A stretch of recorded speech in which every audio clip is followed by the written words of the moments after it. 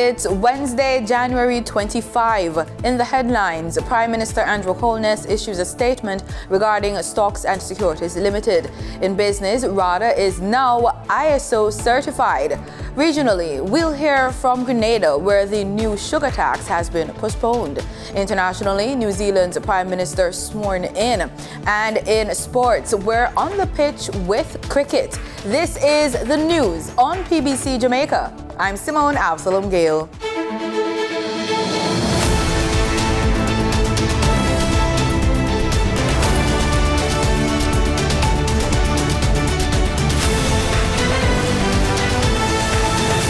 Prime Minister Andrew Holness says he has instructed all ministers to check and disclose the status of any accounts or investment relationships their ministries or agencies may have with Stocks and Securities Limited. He says in a statement that the instruction was issued following a cabinet meeting on Monday. He added, quote, "I have no funds currently with SSL, and I have not done any business with SSL since September 2021. I wish to also make it clear that neither I nor any member of my family have ever borrowed from SSL or received any form of credit facility from SSL," end quote. Mr. Holness further explained that he held an investment brokerage account with Stocks and Securities Limited. He says it was opened back in 2008 and has formed part of his statutory declarations since. He explains in the statement, quote, "In September 2021, I liquidated the last remaining financial instrument managed by SSL on my behalf and gave instructions for my account to be closed," end quote. According to the Prime Minister, the current allegations of fraud at SSL and the international attention it has drawn to Jamaica's financial sector requires a commitment to the highest level of transparency, probity, and accountability. In the statement, he assures the public that the political class has no conflict of interest that would prevent, delay, or dilute efforts to ensure that the truth of the allegations is uncovered. Those responsible are held to account and the victims receive justice. In related news, the National Housing Trust, NHT, and the National Health Fund have already made their release in keeping with Prime Minister Andrew Holness's directive to disclose any business with the embattled Stocks and Securities Limited. The National Housing Trust has declared that its investment in Stocks and Securities Limited is safe. NHT, in a statement on the matter, said SSL is part of a pool of brokerage institutions it has used to purchase shares or stocks on the equities market. It says its account at SSL reflects units purchased in 3 securities listed on the Jamaica Stock Exchange. As at January 16, the units were valued at Jamaican $230 million. Finance Minister Dr. Nigel Clark on Monday listed the NHT among 5 public bodies with accounts at the investment firm. Meanwhile, the National Health Fund has also declared that its funds at the scandal-hit investment firm are safe. The NHF has disclosed that it owns Government of Jamaica's bonds valued at just about $740.5 million Jamaican dollars. Jamaica is moving towards becoming a major player in the global ship repair industry. The multi-million-dollar German ship repair Jamaica Shipyard project was launched on Tuesday. Here's more in this report. It's a US $37 million investment that will provide hundreds of jobs and generate revenue amounting to millions of dollars in foreign exchange. The German ship repair Jamaica Shipyard project is being developed on the Sir Florizel Glaspole stretch of Kingston Harbour. Sagicor Group Jamaica has partnered with other local players to bring the project to fruition. Sagicor's president and CEO, Christopher Zaka, described the project as a big deal for Jamaica. This speaks to how confident we are that this new development will make a significant impact on the country's shipping industry while also contributing to our productive economy. Sagicor believes in this project, and we want all Jamaicans to share the vision of the stakeholders. Ladies and gentlemen, this is a big deal for Jamaica, and we want Kingston to have the leading ship repair and servicing port in the Caribbean. And the team spearheading this project, as you've heard, have some of the brightest minds in the industry.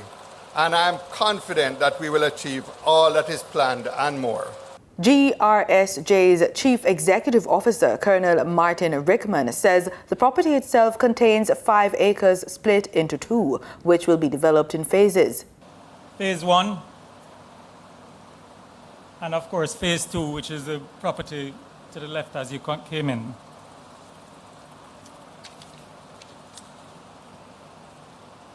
For the first phase build-out, we will have the workshops and stores being built in the areas right behind us, considering all matters for safety, fire, the infrastructure lines, everything will need to be put in.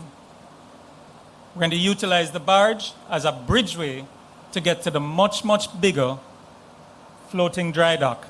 And at the end of the day, we will have the capacity to lift the vessels and have vessels alongside doing continuous work. The first phase of the shipyard will feature a floating dry dock along with steel fabrication and engine workshops. Colonel Rickman says Jamaicans are already being trained to take up jobs at the shipyard. This is something that is really close to my heart, and that is to do with the training and employment of young Jamaicans in a very good artisan field to very high standards of welding and engine repairs, ship repairs. It is something that is not being, we are not there yet, but we have a lot of work to do. The facility will have dry docking capability for vessels up to 20,000 gross tonnage and up to 215 meters in length. It will be able to repair each ship's structural, mechanical, electrical, and hydraulic features. Good news for those in the agriculture business. RADA is now ISO certified. Danita Rodney has that story in today's business report.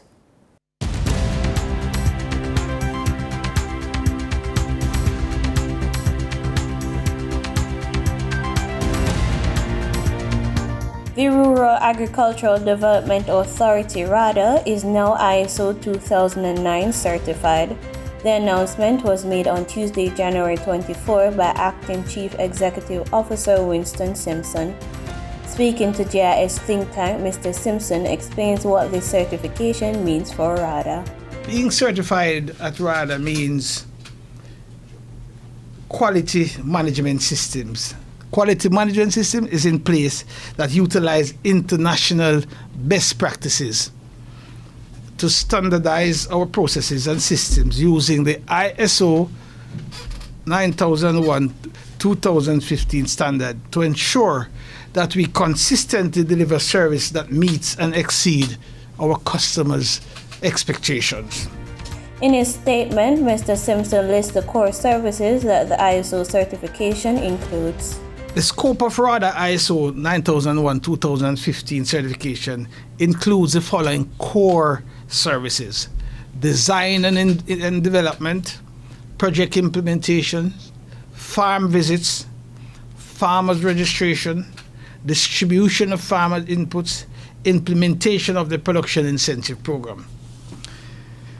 When customers see that we are ISO 9001 certified in these areas, they know that our international processes are geared towards meeting their requirements. Mr. Simpson also says that business providers being certified increases trust and confidence between two parties. Now for your market updates. In foreign exchange trading for Tuesday, January 24, the US dollar sold for an average of $154.69. The Canadian dollar ended trading at $121.86. The pound sterling traded for $190.72, and the euro sold for $168.14. In GSE trading, the GSE index declined by 110 points. The junior market index declined by 64 points. The combined market index declined by 698 points. And the All Jamaican Composite Index advanced by 389 points. Overall market activity resulted from trading in 116 stocks, of which 31 advanced, 67 declined, and 18 traded firm. Stocks advanced for Access Financial Services Limited, Berger Paints Jamaica Limited, and the CAC 2000 9.5% cumulative redeemable preference shares. Stocks declined for 138 Student Living Jamaica Limited, AMG Packaging and Paper Company Limited, and Barita Investments Limited. Trading firm were 138 Student Living Jamaica Limited Variable Preference, Caribbean Flavors and Fragrances Limited, and Carriers Limited. The overall volume leaders were Wigton Wind Farm Limited Ordinary Shares with over 19 million units, Image Plus Consultants Limited with over 6 million units, and Dollar Financial Services Limited with over 1 million units. In regional stocks, in Trinidad and Tobago, Calypso Macro Index Fund was the sole security trading 50 shares. On the Barbados Stock Exchange, First Caribbean International Bank was the only active security trading 122 shares.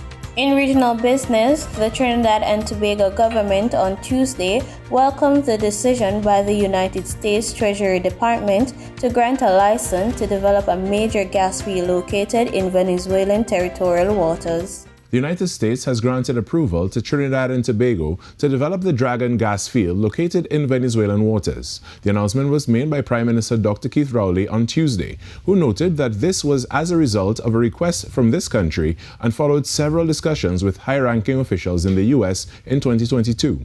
It essentially means that Trinidad and Tobago can resume business related to the field following the easing of the restrictions. But Dr. Rowley noted that these arrangements with Venezuela are yet to be finalized. What this means is that the restrictions on the Dragon gas field development is now relieved, and all relevant parties can progress the plans to result in natural gas from Venezuela eventually flowing for the first time from these proven reserves to Trinidad and Tobago, and then on to Caribbean, European, and other markets, bringing much humanitarian benefits to the Venezuelan population and greater energy security to the Caribbean region. Dr. Rowley added that the highest hurdle has now been crossed and believes it is a win for all those in CARICOM, noting that energy security will benefit the Caribbean greatly. We'll be going full speed ahead to get it to market at the earliest opportunity. It's not going to be tomorrow. It's not going to be 2023, but because there's a lot of work to be done, a lot of lead time, engineering work to be done. While the field is a proven field, there'll be some wells to be drilled and so on. So all of that will come into play, but we are on the right path. The Prime Minister noted that Shell would be the operator of the Dragon gas field and may involve PDVSA to some extent. In international business, Microsoft was hit with a networking outage that affected services such as Teams and Outlook, potentially affecting millions of users globally. Microsoft Teams and Outlook were hit by network outages on Wednesday. The US tech giant did not say exactly how many users were affected, but data from the outage tracking website Down Detector showed almost 4,000 incidents in India, 900 were spotted in Japan. Outage reports also spiked in Australia, Britain and the UAE. Microsoft said it was investigating a networking issue. Users found they could not exchange messages, join calls or use any feature of the Teams app. Many shared updates about the issue on Twitter, and Microsoft Teams trended as a hashtag on the social media site. Teams is used by more than 280 million people. It forms a key part of daily operations for many businesses and schools. It's used to make calls, schedule meetings and organize workflow. In market data for oil prices steadied after a decline in the previous session. Brent crude was up 7 cents to $86.06 a barrel, and West Texas Intermediate crude added 27 cents to $80.40. And that was the business report on PBCJ. I'm Danita Rodney. In regional news, Minister of Industry, Investment and Commerce Auburn Hill, while leading a 75-member business delegation to Guyana, says Jamaican companies are deeply interested in entering the local market, but has encouraged them to look for Guyanese partners for their new ventures. As I said, living in the Middle East for a long time, I like the Guyanese content arrangement for government contracts. I believe that citizens have particular rights, and in a democracy those must be met. So I have no problem having lived in the Middle East where people don't vote, but if you had to develop a business in Saudi Arabia or Kuwait or Oman when I was there, you have to have a local partner. And I think that's a good principle, because very often, no matter what you do in a country, there will be issues that you have to face. It's much better if I, as a Jamaican company, have somebody of your caliber as a Guyanese to deal with the Guyanese issues, especially in the public space, because people then feel more comfortable. Our first obligation as a government is to the Guyanese people, and our first priority is to get Guyanese people working.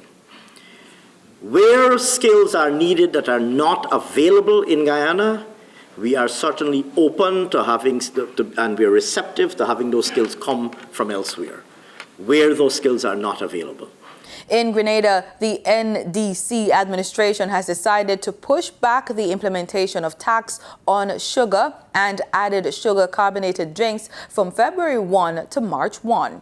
On Monday, 4th December 2022, Prime Minister Dickon Mitchell announced his government's decision to increase the VAT on carbonated beverages, soft drinks, sodas and drinks with high sugar content from 15% to 20%, while sugar will be removed from the zero-rated VAT listing as of February 1st, 2023.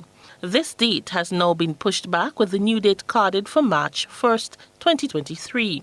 The announcement was once again made by Prime Minister Mitchell during Tuesday's post-cabinet briefing. He said that the change of the date is to have more consultation with stakeholders. The tax on the sugary drinks, we are going to push back the date for this to become effective from the 1st of March rather than the 1st of February, because we need the additional time to make sure that the items are clearly identified, clearly classified, clearly published, and that there's no ambiguity. And so we felt we needed the additional time to do so and to communicate with the stakeholders who would be impacted by this measure. The move to increase the price of alcohol and cigarettes in Grenada as of February 1st has also been moved to March 1st. As it relates to the excise tax on alcohol and cigarettes, we are also going to push the date back to the 1st of March, again to make sure that we can clearly identify all of the alcoholic items and address the fact that the Excise Tax Act itself was passed a long time ago, and what you call tobacco when it was passed is not necessarily what you may call tobacco today, and there are new products, for example, e-cigarettes and so on, which are now on the market, and we need to make sure that we address those nuances as part of the process. So we need the additional time to address this, and so we will push the date back to the 1st of March. The 19 food items that were selected by the government to place on the zero-rated tax list will still be placed on the list on February 1st as planned. The 19 items which have been zero-rated for VAT purposes takes effect from the 1st of February. Just for the purpose of reiterating, I will reiterate what those items are. Starting with condoms, sanitary napkins, laundry soap, bathing soap, toilet paper, toothpaste, baby diapers, adult diapers, hand sanitizers, lentil peas, black-eyed peas, red kidney beans, coconut oil, sunflower oil, soybean oil, canola oil, olive oil, veggie patties, and soya chunks. And this is in keeping with our initiatives to, again, help buttress the cost of living associated with some of those items. For GBN News, I am Rena Thomas reporting. Barbadians can expect more investment and economic opportunities coming out of Latin America. That's the prediction of Special Envoy to the Prime Minister on Investment and Financial Services, Professor Avinash Prasad. His statement comes as Prime Minister Mia Mottley is leading Barbados' delegation in Argentina for the historic meeting of Latin American and Caribbean leaders. Latin America, as I mentioned, represents 11% of the global GDP, but not 11% of our trade, not 11% of our foreign investment. So Prime Minister Motley is taking an economic agenda, not just a political agenda, to Buenos Aires, trying to encourage more Latin investors and more trade potential, which would boost our GDP. We want to use this forum to make sure that we're speaking with one voice on greater resources on climate adaptation, climate resilience, flood defenses, sea level rising responses, and as well as encouraging the energy transformation, the transport transformation, the agricultural transformation that we need. And maybe through greater regional security and regional integration, we can accelerate that transformation. Africa is growing rapidly, it's trading rapidly. At the moment, trade between Africa and Latin America goes north before it comes south. And we think that we, positioned in the middle of these two large continents, North America and South America, could play a role as a physical hub, as a transportational logistical hub, and also maybe as a treasury and finance hub between Africa and Latin America. An uptick in COVID-19 cases, coupled with a rise in Haitian migrants being apprehended in local waters, have Bahamian immigration and health officials on high alert. Marlena Leonard reports from Inagua, where nearly 400 migrants are being held. 395 Haitian migrants were intercepted by the U.S. Coast Guard earlier this week. And as you can see from this U.S. Coast Guard footage, the sailboat in question was packed to the brim with migrants, with one woman standing precariously on what looked to be the absolute edge of the deck. These kinds of sights are becoming more common as Haiti continues to struggle with gang violence, absent leadership, and health crises. Assistant Director of Immigration Rudolph Ferguson tells us the 395 migrants are being kept on Inagua and offers a hopeful timeline for repatriations. This month? Can we see that possibly this month? How about this week? Okay, we are working very, very hard on making this happen. When asked if there are manpower and spacing concerns, Ferguson says the facility currently holding the 395 migrants actually has a capacity of around twice that, as it's designed to hold 800 people. There's definitely no concern about manpower. The full weight of the Bahamas government will be brought to bear in this instance. And with almost 400 irregular migrants suddenly on Inagua, we got Health Minister Dr. Michael Darville talking about how they're going to make sure it doesn't cause a strain on the Family Islands clinics. We have en route a field hospital for Inagua. It's a 20-bed field hospital. And this morning at 10 o'clock, I have a team of 5 nurses and 3 doctors who will be en route to Inagua to begin the necessary screening processes. And Darville says they will continue to utilize field hospitals on Inagua for screening as needed. We're beginning to realize that what we're experiencing now may be something that may explode, and we intend to ensure that we do not put an excessive burden on the healthcare system in Inagua. Reporting for Our News, I'm Marlena Leonard. In international news, New Zealand's new Prime Minister has been sworn in, but 44-year-old Chris Hipkins now faces an uphill battle to lead the ruling Labour Party to victory in October's election amid rising inflation and looming recession. For your signature. In a valley below the Rumataka Mountains, the electorate of New Zealand's new Prime Minister, or Chippy as he's known here. In Upper Hutt's High Street, signs of the challenges confronting him. Failed businesses, stagnant consumer demand, and a feeling that New Zealand has become a less equal society. Helping what they class as middle-income people, because we seem to be struggling more than the lower and higher income people. We don't get much help at all whatsoever. Chris Hipkins is in the news because of the woman he's replacing. Jacinda Ardern's last public engagement as Prime Minister, testament to what's been a friendly, albeit swift transfer of power. When Jacinda Ardern became Prime Minister, her popularity was undeniable, but her ratings slid on a backlash against COVID-19 restrictions, increased food costs, rising mortgages, concerns over crime. And people wanted someone to blame.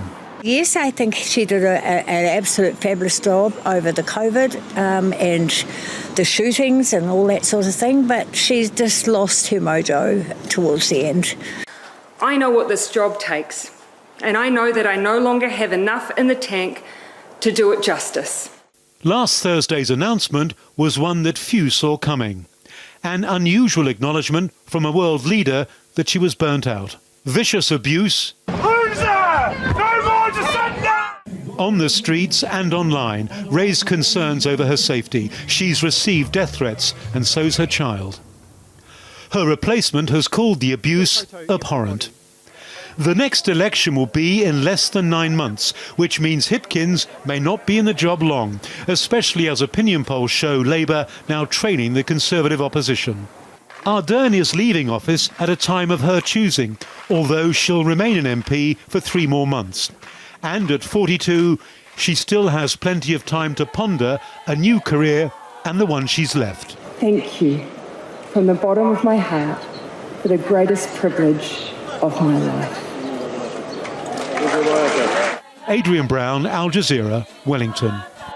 In sports, West Indies arrived in Zimbabwe on Tuesday with the aim of churning out positive results in their 2-test series starting early next month. The Craig Brathwaite-led Caribbean side will look for early momentum when they play in a 3-day warm-up contest from January 28 before the first test on February 4 and the second on February 12.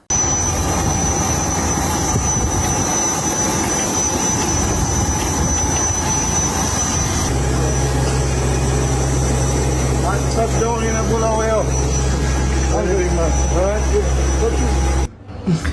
It's good to finally be in Zimbabwe after a couple of days of travel.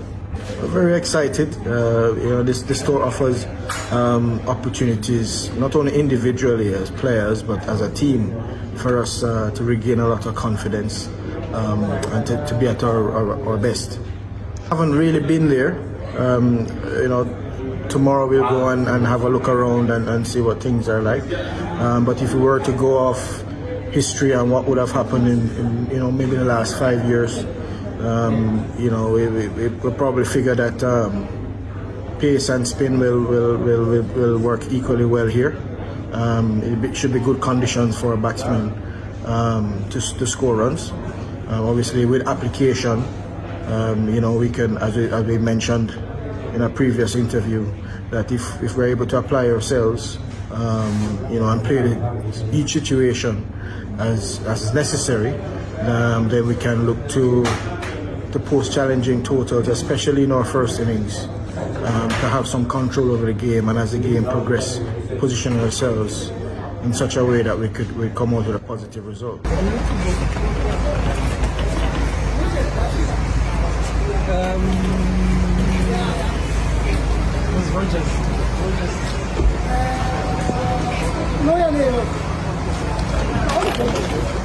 Zimbabwe is a beautiful place, so obviously guys very happy to be here. We look forward to a hardy contest series. Obviously Zimbabwe at home, obviously they play well at home, so we can't take it for granted. I think that's the main thing we really got to stress on, and pretty much the 10 days of solid hard test cricket. The other thing is, the last time the surface also is a bit slow, so obviously it takes a long time obviously to get accustomed to to the surface, but it's quite similar to the Caribbean in terms of the slowness of the pitch. It would take. We have a practice game, a 3-day game, which I think is good, and obviously to get familiar with the pitches. But quite similar to the Caribbean. At times with the slowness of the decks, but the batsmen will be up for the fight. The Windies under-19 women should be seeking a consolation win in their final encounter of the ICC Under-19 Women's World Cup in South Africa when they clash with England on Wednesday. The 19 women will be seeking a consolation win in their final encounter of the ICC Under-19 Women's World Cup in South Africa when they clash with England on Wednesday. England women Under-19s have won their last 5 games by huge margins. Grace Scrivens is their top batter with 239 runs from 6 matches, while Sophia Smale is their top bowler, bagging 9 wickets from 5 matches. On the flip side, the Windies have been dependent on Zyda James with both bat and ball. She amassed 125 runs and has 7 wickets to her name. The last time these two teams met was earlier this month on January 9th, with the Caribbean ladies suffering a massive defeat. England will be seeking to go ahead of New Zealand in Group 2 of the Super Sixes. Well, the Trinidad and that's the news. Thanks so much for watching PBCJ. Remember, we are the People's Station.